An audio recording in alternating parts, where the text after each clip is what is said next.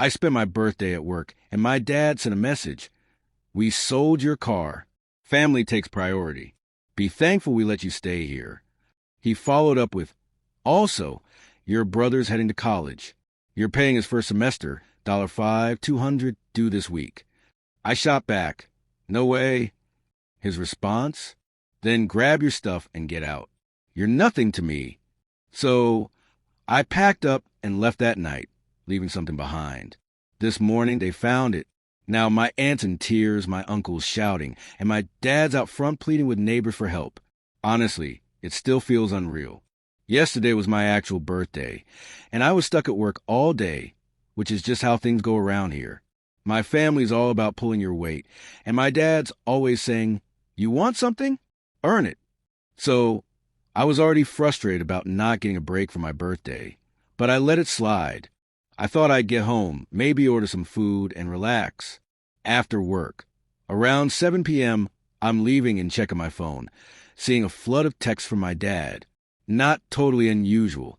He's always messaging about random things like forgetting the garbage or the internet acting up, but these were lengthy. The first one hit me hard. We sold your car. Family takes priority. Be thankful we let you stay here. I froze in the parking lot, thinking it might be his weird sense of humor. But then more messages came, all oddly official. The next one said, also, your brother's heading to college. You're paying his first semester, $5, $200, due this week. My car wasn't anything special, just a used one I'd saved up for forever. I handled all the paperwork, registration, insurance, but the title was in my dad's name for cheaper insurance, his idea. I should have seen the red flag, but back then, I just wanted to drive myself to work and stop asking for rides. I texted back, no way.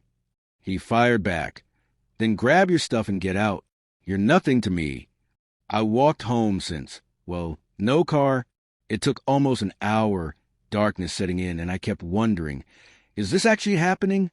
I got home, walked in, and saw my mom in the kitchen, avoiding my gaze, washing dishes like she was on autopilot. My dad was in the living room, TV blaring, but he wasn't watching. My brother, Sterling, was nowhere to be seen. I stood there and asked, so, you really sold my car? My dad didn't even glance at me, just said, family takes priority. You're old enough to contribute, so you will. That's his style. If I resist, he rallies the whole family against me, like it's them versus me. Sterling's always been the favorite, the golden child.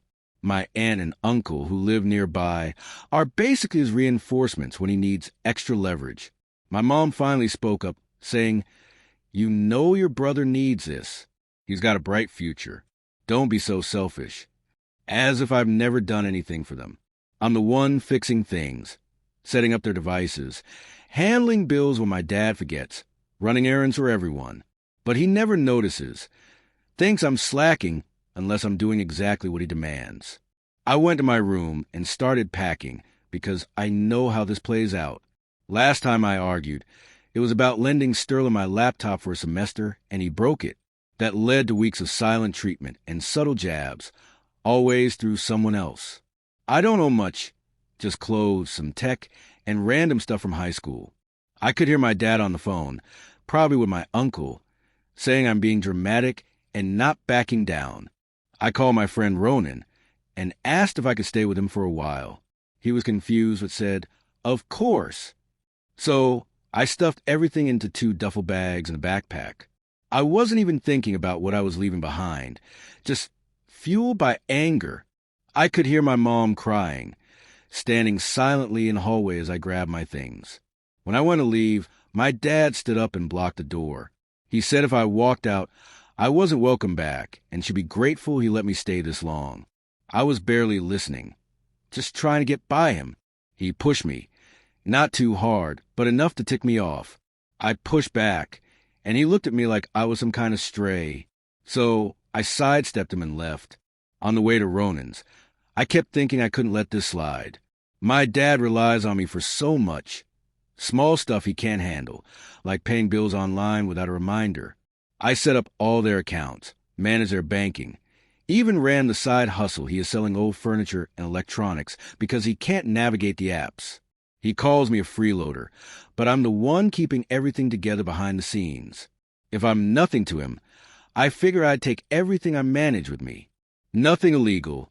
Just remove my access from their accounts, change my passwords, and disconnected my info from the bills and marketplace accounts I set up. But I left one thing behind on purpose. Something small but telling, to see if he'd even notice. It holds all the proof, literally and figuratively. I texted my aunt to say I was gone. No details, just ask your brother. She called my dad right away, and I could hear him yelling through the wall. I was lying on Ronan's couch, scrolling through my phone, debating whether to tell people what really went down or let the chaos unfold on its own.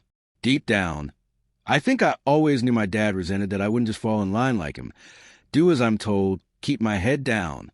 He only cares about looking good to the family, not actually supporting anyone. To him, I'm just a backup plan, someone to clean up his messes. Never a real person. Sterling's a golden child because he follows orders, while I'm a troublemaker for daring to question things. I haven't caught a wink of sleep. I keep glancing at my phone, bracing for the next wave of messages, but it's been quiet so far. I know tomorrow's going to be chaos. I left that item in the house where they're bound to stumble across it. It's not a big deal, but it'll stir something up. When it does, I won't be there to sort out the fallout. I'll post an update if this escalates. If it doesn't, oh well, at least I'm gone. Update 1. I'm back, and wow. If I thought things were messy before, I was clueless about how bad it could get. Angel barely slept at Ronan's place. His couch is practically a thin layer of foam over metal springs, and his cat kept stomping on my face at 3 a.m. But honestly, I was too wired to care.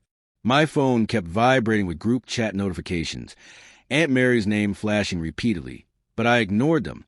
I was waiting to see when they'd notice what I'd done. The first odd thing was my cousin posting in our family's Facebook group, asking if anyone could help her mom log into their Wi-Fi.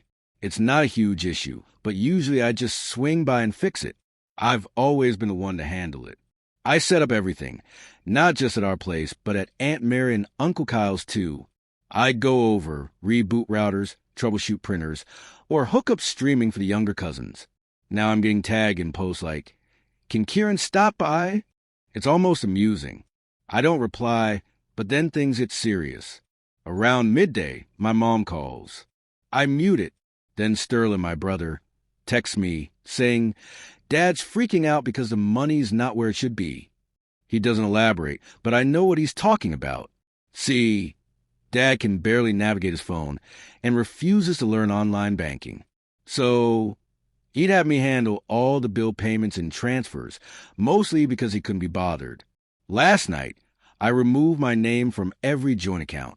I withdrew what belonged to me, deleted the banking app from his phone, and canceled all the auto-pays tied to my info, water, electricity, even the Netflix account I paid for, which Sterling shared with half the family. I didn't touch a cent that wasn't mine, no matter what he claims. But now nothing's working.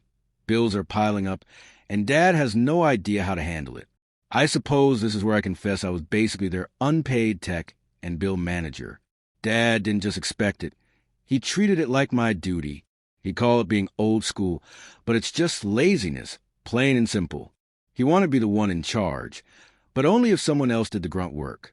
Why does he act like this? Deep down, I think he's always been irritated with me. I don't just comply like Sterling, who's quiet and goes with the flow. I challenge things, push back, and he labels it attitude. He never lays a hand on me, but he'll shove, slam doors, or scream loud enough for the neighbors to hear. He doesn't care if it humiliates Mom or Sterling. It's about being right. Ronan thought I was exaggerating until I showed him the text. Stuff like, "You're a freeloader. You owe us. You wouldn't last a week on your own." I got another one while we were eating cold pizza for breakfast. Just a wall of all caps rage. Then, around 2 p.m., I get a strange notification from Facebook Marketplace. Dad's listing is live, but it's got the wrong number. He's been using mine for years because he hates dealing with strangers. Now I'm getting texts from buyers about old speakers, and I just tell him to contact him directly. I know he'll hate it, but that's his problem now. I also had access to the spreadsheet for his side hustle selling stuff. Contacts, pickup schedules, inventory, all of it. I logged out and left it blank, not deleting anything, just cutting my connection. I know he'll lose it when he realizes he doesn't know who's showing up, what's paid, or what's not. That's on him. By afternoon, Sterling's texting me nonstop, first angry, then pleading. He says Dad's blaming him because I left, and now the college payment's due, but the account's locked. It's not. It's just not mine anymore. Dad has to figure out himself. Sterling tries to pin it on me, but then admits he didn't even want to go to college this year. Dad just decided it was best and enrolled him without asking. I tell him to deal with Dad. I'm not funding his life. Aunt Mary calls, and I pick up because I know she'll show up at Ronan's if I don't. She's livid, saying Dad's claiming I stole from the family, that I'm sabotaging everything and being ungrateful. I tell her to ask him how many bills were my name, how many hours I spent keeping things running, how many late nights I fixed their internet when his buddies came over to watch games. She hangs up on me. That night, Ronan and I are grabbing food and drive past my house. It's on the way. I spot Uncle Kyle's truck in the driveway, which is never a good sign. He's always been Dad's enforcer, showing up to back him when things go south. They're both outside, shouting at each other, while Mom's on the porch, arms crossed, staring at her phone. She's not crying this time, probably out of tears. Back at Ronan's, I start getting DMs from distant cousins asking what's going on, why I left, why everyone's upset. I keep it vague, just say there was a fight, Dad sold my car, so I bailed. Some believe me, others don't. Aunt Mary posts in the family chat that I've chosen to abandon our values, and I just mute it. Whatever. Then Sterling texts again. Guess who's locked out of his college account? Dad never saved the login info, and since I set up, he needs me to reset it. I don't. I send him the customer service number and wish him luck. He calls me a jerk, but I know he's really mad at Dad, not me. This morning, I wake up to a flood of texts. Dad's trying to guilt trip me, saying the electric bill's overdue, the water's about to be cut off, Sterling can't register for classes, and Aunt Mary's threatening to get Grandma involved, like that's ever helped. He says I need to come home and fix it all, or else. I don't respond. Ronan's mom comes home and sees my bags in the corner. She asks what's going on, so I give her the short version. She shakes her head and says, families can be strange sometimes. She hands me a plate of food and tells me I can stay as long as I need. I don't feel a shred of guilt. I kept everything legal, didn't touch money that wasn't mine. I just reclaimed what was mine and left them with the stuff they took for granted. Want to treat me like a servant? Then live without the service. The last thing I get is a message from a neighbor I barely know, an older guy who walks his dog by our house. He says, saw your dad out front, looking rough. Heard some yelling. Hope you're okay, kid. Let me know if you need anything. I don't reply, but I save the message. I'm waiting for them to find what I left in my room. It's not illegal, not even that dramatic, but they're going to hate it. And when they do, I want them to know exactly who caused this chaos. If you're still reading, revenge isn't just walking away. It's making them realize what they lost when they treated you like you didn't matter. Next update soon, unless they burn the house down first. Update 2. Okay, I didn't expect to post again this soon, but things have spiraled way beyond what I imagined. I knew Dad was stubborn, but I didn't think he'd have a full-blown meltdown in front of half the neighborhood. It's been a couple of days since I left, and I figured I'd get a few angry texts and then silence. Wrong. It's been non-stop group chats, urgent calls, and more guilt trips than I thought possible. Here's how it's going down. Ronan walks in with my phone, which I left charging in his kitchen, and says, "Man, answer your family. They're hitting me up on Messenger now." I check, and I've got missed calls from Dad, a couple from Aunt Mary, and one from Uncle Kyle. I almost didn't pick up. Finally, I answer one from Mom, hoping she'd be reasonable for once. Nope. She launches into, "Why are you doing this to us? Your brother's future is on the line. You're tearing this family apart."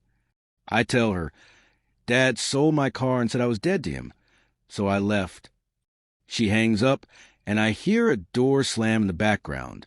Then Sterling texts, which is rare since he usually avoids messaging me directly. He says, Dad's gone off the deep end. He's blaming me for everything and says I need to fix the college account or he's pulling me out. I ask, did you even want to go? He pauses, then says, not really, but Dad calls an investment.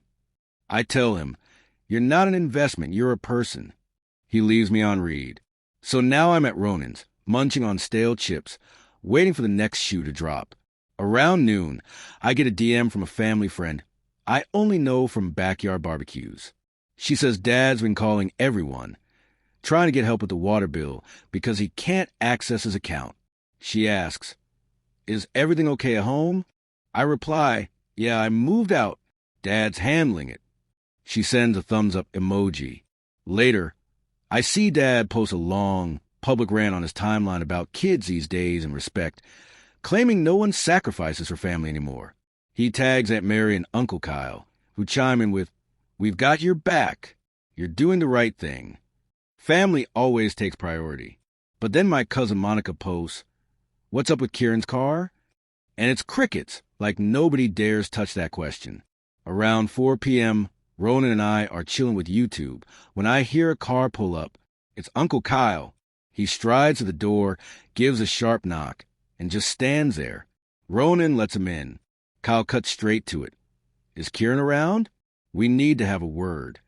I step outside, and he skips the pleasantries. He dives in, saying, you've got to sort this out. Your dad's drowning in bills, your brother's in a mess, and we're all pitching in while you're acting selfish. I tell him I'm not cleaning up Dad's chaos. I was only family when they needed me for work or cash. I'm done with it. He gets heated, steps closer, and pushes me.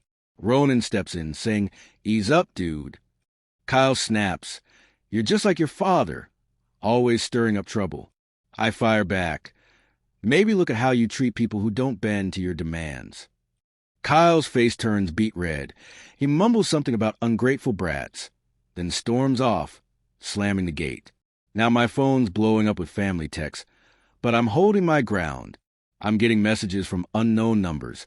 Guess Dad's handing out my contact info.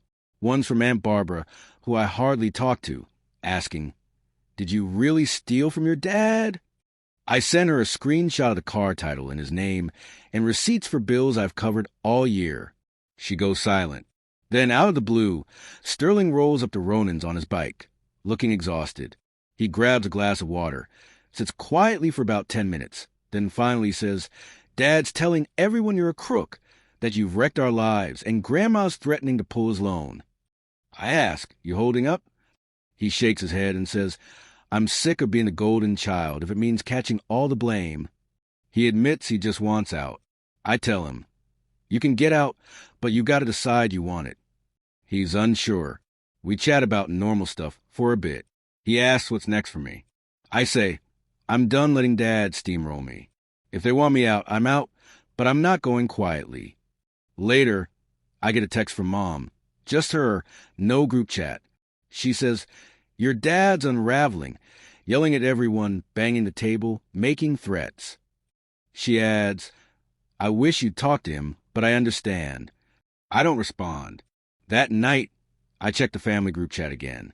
It's a war zone now. Uncle Kyle and Aunt Mary are pointing fingers at each other. Monica's saying it's unfair.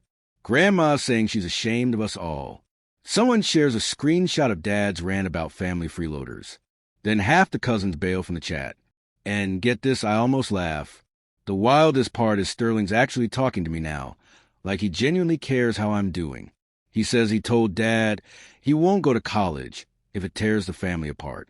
Dad flipped, shoved him against the wall, then went outside, yelling at the neighbors about ungrateful kids. Sterling says Mom tried to intervene, and Dad pushed her too.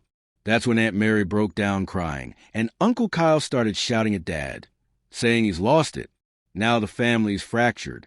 Nobody's speaking. Dad's making a spectacle in the neighborhood. And Sterling says he's thinking of crashing with a friend if things don't calm down. I tell him he can stay at Ronan's if he needs. Ronan just shrugs and says, sure, for once. I feel like I did something right, not just for myself, but for Sterling too. I'm not fixing their mess, but I'm not letting them spread lies about me either. There's still drama brewing at the house. I left that folder in my old desk, and they haven't found it yet. When they do, it's going to spark a whole new storm.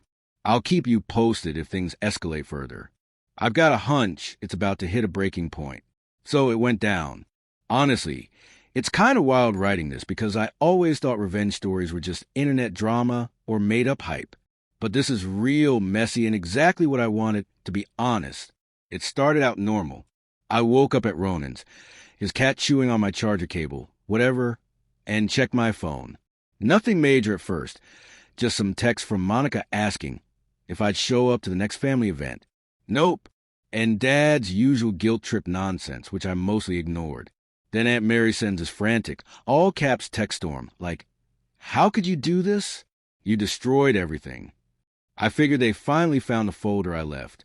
For those who missed it, before I split, I put together a packet. All the receipts, screenshots of every bill I paid, every transfer I made for Dad, even texts where he told me to put things in my name or use my account for his convenience or some bonus. I included a letter laying out exactly what I covered, what I paid, and what was on him. I even threw in a breakdown of his side hustle cash, how much came in, and how much went to collectibles, not the family. I stashed it in the bottom drawer of my old desk, buried UND.